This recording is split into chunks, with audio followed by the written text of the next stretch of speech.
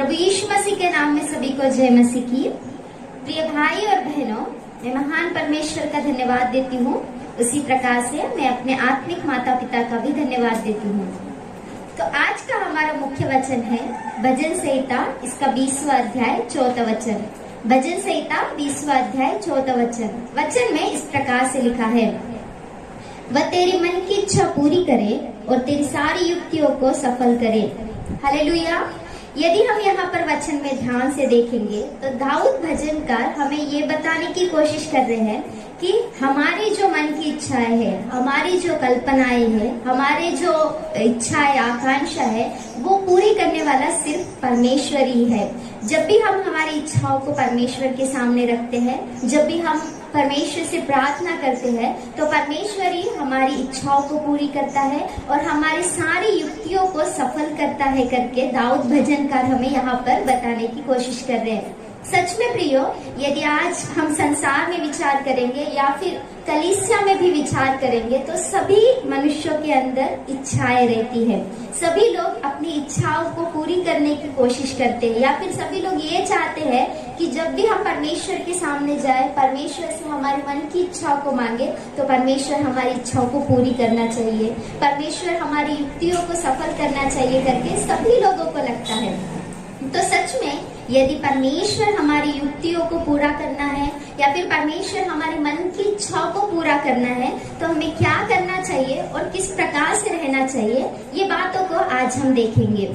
तो आज का हमारा टॉपिक है परमेश्वर हमारी मन की इच्छाओं को पूरी करना है और हमारी युक्तियों को सफल करना है तो हमें क्या करना चाहिए और किस प्रकार से रहना चाहिए, इन बातों को आज हम देखेंगे। सबसे पहली बात है पहला शमूएल की किताब, इसका पहला अध्याय 10वें और 11वें वचन को यदि हम पढ़ेंगे तो वहाँ पर हम हन्ना को देख सकते हैं।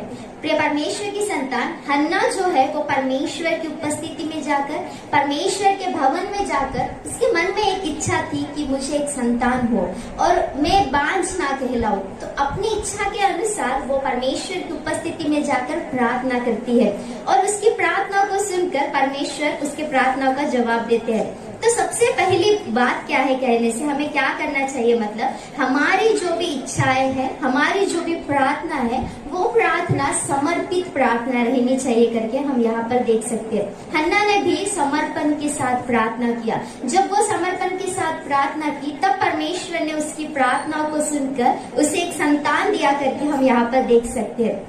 तो हमारा परमेश्वर हमारी इच्छाओं को पूरी करना है, हमारी युक्तियों को सफल करना है, तो सबसे पहली बात हमारे अंदर एक समर्पण के साथ प्रार्थना रहना चाहिए। जब भी हम परमेश्वर के सम्मुख में जाते हैं, जब भी हम परमेश्वर से कुछ मांगते हैं, तब हमें समर्पण करने का जीवन भी रहना चाहिए करके हम यहाँ पर देख सकते हैं। दूसरी बात को यदि हम विचार करेंगे तो मत्ती रचित सुसमाचार, इसका 6वां अध्याय 6वां वचन, पहला राजाओं की किताब, इसका 8वां अध्याय 35वें वचन को यदि हम ध्यान से देखेंगे तो यहाँ पर दूसरी बात जो है वो हमारी प्रार्थना जो है वो एकांत में रहनी चाहिए और वो प्रार्थना जो है वो पवित्रता के साथ रहनी चाहिए करके हम देख सकते हैं। वो कैसे कहने से, यीशु मसीह ने जब पहाड़ी उपदेश कर रहे थे अपने चेलों को इस प्रकार से कहा, जब भी तुम प्रार्थना करो तो कोठरी में जाओ, एकांत में परमेश्वर से प्रार्थना करो, गुप्त में देखने वाला परमेश्वर सच में प्रतिफल देगा करके वचन में स्पष्ट रीति से लिखा है। और उतना ही नहीं, हमारी प्रार्थना को परमेश्वर सुनना है, हमारी मन की इच्छाओं को परमेश्वर सुनना है, तो हमारे प्रार्थना के अंदर है जो है वो पवित्रता रहनी चाहिए। वहाँ पर वचन में इस प्रकार से लिखा है, जब हम हमारे पापों का अंगीकार करेंगे, अंगीकार करके छोड़ देंगे और पवित्रता के साथ जब हम प्रार्थना करेंगे तब निश्चय परमेश्वर हमारी प्रार्थनाओं को सुनेंगे करके वचन में स्पष्ट रीति से लिखा है।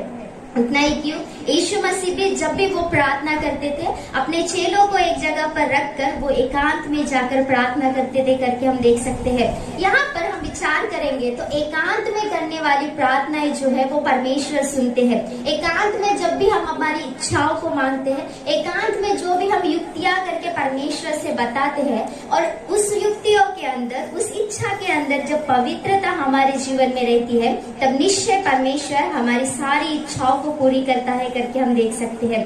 तीसरी बात को यदि हम विचार करेंगे तो दूसरा इतिहास की किताब इसका 7वां अध्याय 14 वचन, याकूब की किताब इसका पहला अध्याय 6वें वचन को यदि हम ध्यान से देखेंगे तो वहां पर हम क्या देख सकते हैं कहने से, हमारी प्रार्थना जो है वो नम्रता के साथ और विश्वास भरा हुआ रहना चाहिए करके हम देख सकते हैं। जब परमेश्वर ने इस्राएली लोगों को इस प्रकार से कहा, जब तुम दीन होकर नम्र होकर प्रार्थना करोगे तो मैं तुम्हारे देश को जो का त्यों कर दूंगा करके वचन में लिखा है। और उतना ही नहीं, याकूब की किताब इसके पहले अध्याय के 6वें वचन को यदि हम पढ़ेंगे तो वचन में इस प्रकार से लिखा है कि जब भी तुम कुछ मांगो तो विश्वास के साथ मांगना, क्योंकि जब हम विश्वास के साथ मांगते हैं तब परमेश्वर हमारे जीवन में निश्चय उन सारे प्रार्थनाओं को पूरा करता है करके हम देख सकते हैं। तीसरी बात यहाँ पर हम क्या देख सकते हैं कहने से, हम जब भी परमेश्वर की उपस्थिति में जाते हैं, जब भी हम प्रार्थना करते हैं, हमारे अंदर जो है नम्रता और हमारे अंदर विश्वास रहना बहुत जरूरी है।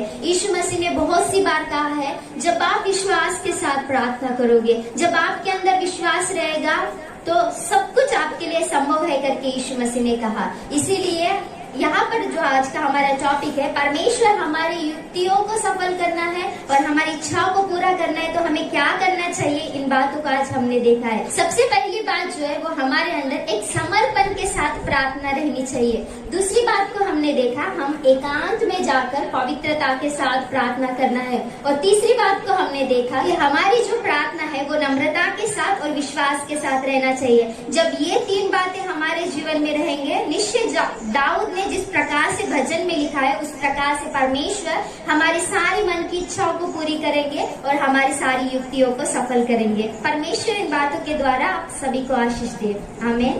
Praise Lord.